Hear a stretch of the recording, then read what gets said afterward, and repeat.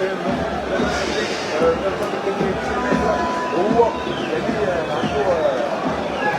عنده ديال الهدف لما كان لعبة اللاعبين يمشيو على الاقل بواحد الاريحيه ما كان شغل ولا تقدر تقدر هذه النتيجه الوصيه ممكن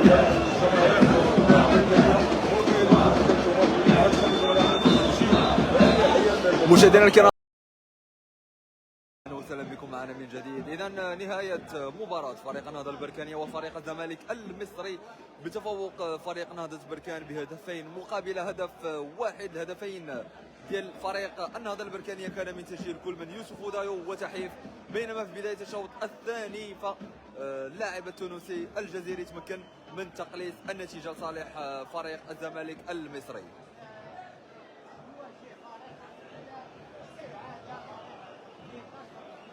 إذن هنا كنشوفوا أكيد شنآن بين لاعب يوسف ودايو وأحد مكونات الطاقم التقني لفريق نهضة الزمالك. هنا كنشوفوا تدخل أعضاء الطاقم التقني لفريق الزمالك من أجل تهدئة يوسف ودايو. في الجهة المقابلة أيضا لاعبين ديال فريق الزمالك المصري.